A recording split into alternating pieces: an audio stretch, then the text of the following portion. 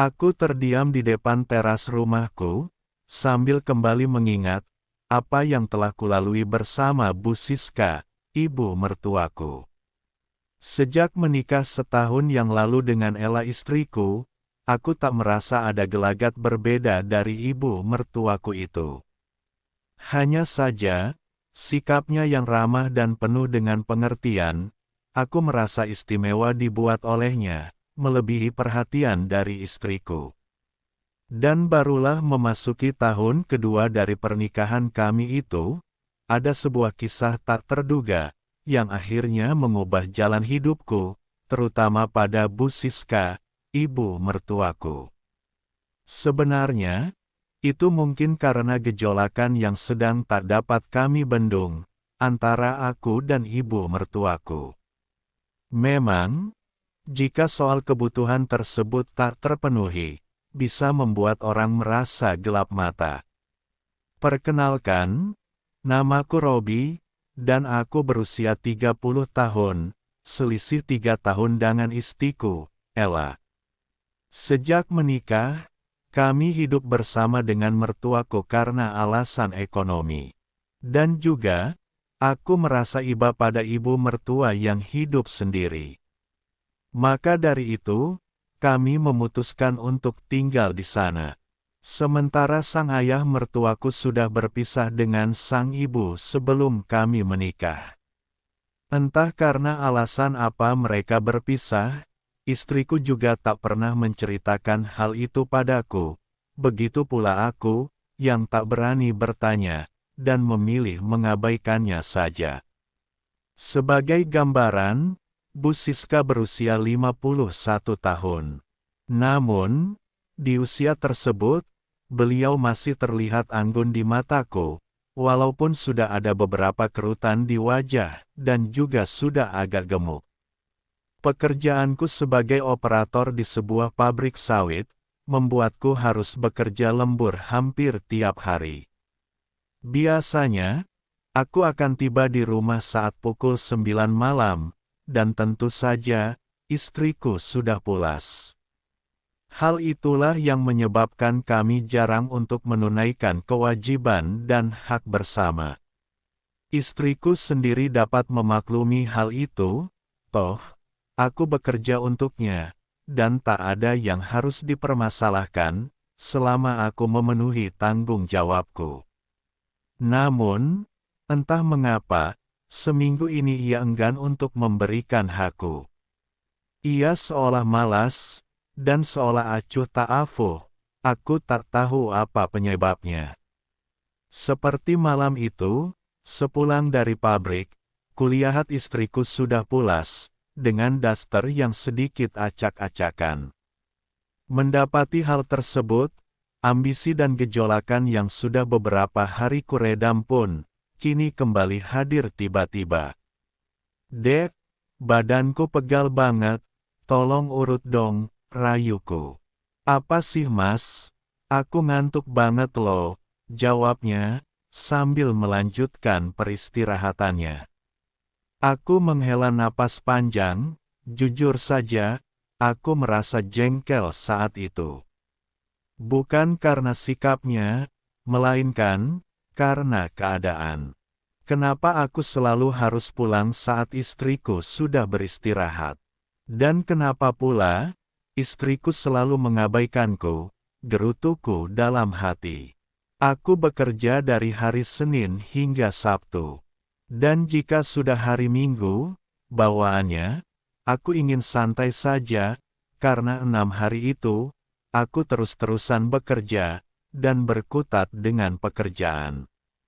Aku lantas berbalik hendak keluar kamarku, namun, tanpa sengaja, aku hampir saja bertabrakan dengan mertuaku yang sudah mematung di depan pintu.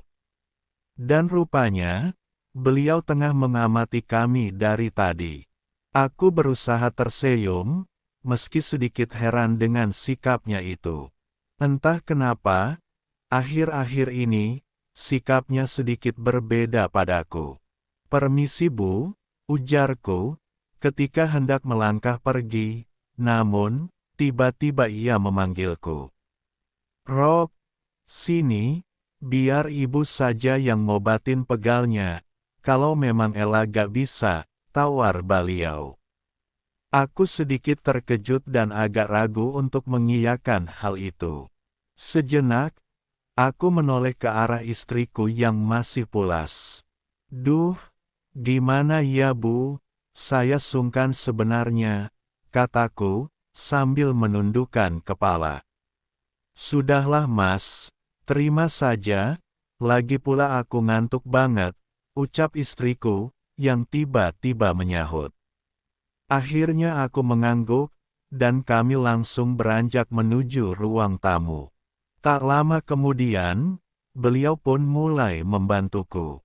Sungguh aku begitu gugup dan canggung, tatkala jari-jarinya itu mulai menjangkau dari kawasan satu ke kawasan lainnya. Dan entah mengapa, seperti ada perasaan dan gejolakan yang berbeda, yang seharusnya kuabaikan saat itu. Dan ketika aku berbalik, tampak beliau tersenyum dengan penuh arti. Aku menjadi tak fokus, jantungku berdetak cepat, pikiranku seakan bertempur. Bu, kayaknya udah cukup ngobatinnya, Robi mau istirahat dulu, ucapku. Loh, ini belum selesai kok ibu ngobatinnya, sahut ibu. Dan dengan terpaksa, mau tak mau, aku mengiyakan lagi ucapannya, akan urutan yang sedang berlangsung. Sesekali, kulihat ke arah istriku, yang juga masih begitu pulas dengan istirahatnya. Aku jadi berpikir, apakah dia gak khawatir dengan kondisi semacam ini, karena, bisa saja, akan ada kemungkinan sesuatu di luar dugaan nantinya. Setelah semua selesai, aku langsung bergegas segera menuju ruanganku. Tak lupa pula, sebelum aku meninggalkan ibu mertuaku, ku berikan uang 50.000 padanya. Tapi, beliau justru menolaknya sambil tersenyum, dan mengembalikan uang itu padaku. Gak apa-apa kok Rob, kamu simpan aja uangnya, tapi nanti, kalau ibu butuh sesuatu, kamu mau kan membantu ibu, ungkapnya, dengan tersenyum penuh makna. Sontak, aku pun terkejut saat mendengar penjelasannya itu. Seketika, pikiranku pun beralih pada hal lainnya. Aku menggeleng, dan mencoba berusaha menepis pikiran aneh itu. Namun, tetap saja, sepanjang malam, aku terus terusik dengan ucapan mertuaku itu. Hari pun berlalu, aku masih merasa tak nyaman dengan sikap ibu mertuaku, yang makin hari, makin membuatku khawatir saja. Hingga seminggu kemudian, saat sore hari, ketika aku sedang duduk bersantai di depan TV, sementara istriku sibuk dengan urusan dapurnya. Tiba-tiba, ibu datang dengan membawa kopi untukku. Namun bedanya, beliau sesekali mengedipkan matanya ke arahku, ketika melangkah dan meletakkan kopi itu di depanku. Robi, ibu mau minta bantuan sama kamu, boleh kan, ucapnya. Aku langsung menoleh ke arah ibu, yang masih berada di depanku. Perasaanku mulai tak tenang, entah mengapa, aku jadi teringat ucapannya tempo lalu. Rob, kamu ingat kan tempo hari, saat ibu menolak uangmu, ucap mertuaku, yang membuatku terkejut. Entah kenapa, beliau seolah tahu jalan pikiranku. Aku kelingak-kelinguk memastikan, apakah istriku masih berada di dapur. Tapi Bu, Robi gak bisa, dan gak mungkin juga kan kalau Robi belum sempat menuntaskan ucapanku, ia langsung memotongnya. Ibu aja belum ngomong, kok kamu udah bilang gak bisa? Ibu mau minta tolong, kalau kamu lagi gak sibuk, tolong benerin pintu samping rumah, soalnya udah rusak, katanya, sambil menunjuk ke arah pintu. Aku langsung seperti orang bodoh ketika itu. Aku terlihat salah tingkah, karena dugaanku ternyata salah. Oh, iya Bu, nanti Robi benerin, jawabku dengan terbata. Ya sudah, beneran ya, kalau gitu, Ibu ke kamar Ibu dulu ya. Oh ya, apa kamu mau ikut? Ujarnya, sambil menatapku dengan pandangan tak biasa. Aku langsung buru-buru membuang wajah, lalu, dengan segera melangkah ke depan teras, tanpa menjawab pertanyaan itu. Aku benar-benar bingung, ada apa sebenarnya, dan apa maksud ucapan itu. Apalagi, beliau seolah tahu, jika akhir-akhir ini, aku memang jarang mendapat HAM dan kewajiban dari istriku.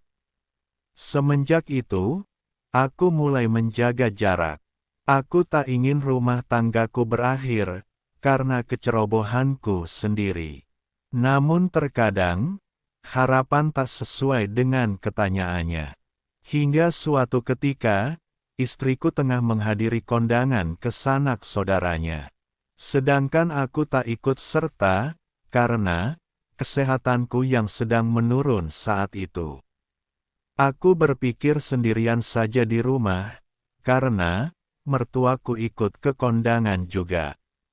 Aku pun memanfaatkan waktu liburku untuk beristirahat di rumah.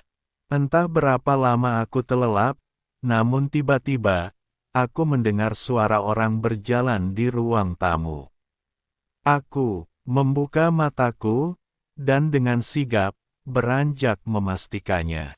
Begitu pintu terbuka, secara bersamaan, ibu sudah mematung di depanku. Loh, ibu lagi ngapain? Tanyaku penasaran dengan sikapnya. Tadinya, ibu mau manggil kamu, pas mau buka pintu, pintunya udah terbuka duluan, jawabnya dengan tersipu. Aku berusaha tersenyum, dan menyembunyikan rasa canggungku. Apalagi, saat itu, ia sungguh anggun dan cukup menyita perhatianku. Dengan daster sederhananya yang berbahan agak tipis, dengan motif bunga-bunga, sempat membuat beberapa kali aku harus mengalihkan sikapku. Rob, kamu kan capek kerja, apa mau ibu urutin pegalmu, ucapnya. Aku begitu gelagapan mendengarnya. Jantungku berdegup, dan bingung, apa yang harus kujawab. Di satu sisi, aku masih memikirkan istriku, namun, di sisi lain, perang batinku tengah berkecamuk, yang seolah memintaku untuk mengiyakan hal itu. Gimana ya Bu? Nggak usah deh Bu, Robi takut ngerepotin ibu, sahutku. Udah, gak apa-apa, ibu gak ngerepotin kok, jelasnya. Belum sempat menjawab, beliau tiba-tiba lebih dulu menarikku duduk di tepi pembaringanku. Dan seperti sebelumnya, ia mulai membantuku untuk mengurut pegal-pegal padaku. Tak bisa kugambarkan suasana hatiku saat itu, saking gugupnya, sampai-sampai aku memintanya untuk berhenti membantuku, ketika tangannya mulai berjalan pada kawasan yang tak seharusnya ia kerjakan. Bu, sudah cukup bantuannya, aku udah sehat kok, ujarku. Lah, baru aja ibu mau bantuin kamu, udah, kamu jalani saja, ucapnya. Beliau seolah menyadari kepanikanku, dengan apa yang sedang ia kerjakan. Hingga tiba-tiba, ia berkata, yang membuat jantungku seakan berhenti berdetak. Sudahlah Rob, jangan dipikirkan lagi, ibu sebenarnya sudah lama menunggu suasana dan kondisi seperti ini. Kamu bersediakan nolongin ibu, ungkapnya. Tapi Bu, Robi, ucapku terhenti, ketika ketulusan dan perhatiannya, ia daratkan begitu saja pada bibirku. Jujur, aku tak pernah mengira, jika akan berada pada situasi rumit semacam itu. Meski tak bisa dipungkiri, pada akhirnya, aku pun larut dalam alunan ombak yang begitu maha dahsyat. Aku ingin menghentikan pekerjaan itu, namun, jiwaku berkata lain. Aku justru berpartisipasi, dan larut dalam pekerjaan yang telah dimandori oleh mertuaku itu. Setelah beberapa lama aku turut serta dalam pekerjaan yang menguras tenaga tersebut, beliau bahkan sempat memuji pekerjaanku itu. Karena, pekerjaanku itu cukup rapi, dan sesuai dengan kriterianya. Sesekali, terdengar ia memanggil-manggil namaku, karena ia sudah terlalu menghayati pekerjaan itu. Dan ia tersengaruh makin riuh, sebagai pertanda, jika pekerjaan itu selesai dengan baik dan presisi. Singkat kata, istriku pun pulang ketika matahari mulai tenggelam. Ia pulang dengan wajah yang terlihat lesu. Dan ia tampak seperti orang yang tengah kelelahan. "Kamu kenapa, Dek?" tanyaku, saat istriku tengah duduk di kursi ruang tamu. Ia pun menceritakan, jika tadi, ban motornya terkena paku, dan ia terpaksa mendorong dengan berjalan kaki. Di tengah obrolan tersebut, tiba-tiba, ibu datang menghampiri kami. "Loh, ibu baru mandi?" tanya istriku pada ibunya. Bukannya menjawab, ibu justru menoleh ke arahku, dengan raut tersipu, sementara aku, tersenyum dengan wajah datar. Jujur saja, rasa sesal mulai datang di benakku. Seandainya tadi aku bisa menjauhinya, mungkin, semua tak akan seperti ini. Singkat cerita, keesokan harinya, saat aku hendak berangkat kerja, aku duduk sebentar kursi di teras depan. "Ini uang saku buat kamu," ucap ibu mertuaku, yang tiba-tiba datang menghampiriku. "Untuk apa, Bu?" tanyaku terheran-heran. "Ini ada rejeki sedikit untuk kamu. Kemarin, kebun sawit ibu panen yang pertama. Ini juga sebagai ucapan terima kasih atas bantuanmu kemarin," ujarnya. Aku terkejut, sambil kelingak-kelinguk khawatir, jika istriku mendengar perkataan itu. "Iya, sama-sama Bu," sahutku, dan ia pun beranjak meninggalkanku. Hingga beberapa menit kemudian, akhirnya, aku berangkat kerja, dengan diantar oleh istriku, hingga sampai di gerbang depan. Aku terheran, saat melihat istriku, dengan raut wajahnya yang seolah tak ingin aku pergi. Pasalnya, biasanya, ia selalu terlihat cuek jika aku hendak berangkat kerja. "Dek, kamu kenapa? Kok kelihatan sedih?" tanyaku. "Mas gak jenuh kan sama aku?" tanyanya, yang membuatku semakin heran. "Ya enggaklah, kenapa emang?" tanyaku. "Semalam aku bermimpi, jika Mas ada kekasih lain," ungkapnya. Bagaikan disambar petir di siang bolong, aku begitu terkejut mendengar ucapan istriku. Namun, sebisa mungkin, aku berusaha bersikap biasa. "Loh, mana mungkin aku mengkhianatimu? Kamu adalah cinta matiku, aku takkan mungkin membuatmu kecewa," sahutku. Aku pun langsung buru-buru beranjak pergi, agar ia tak meneruskan obrolan itu.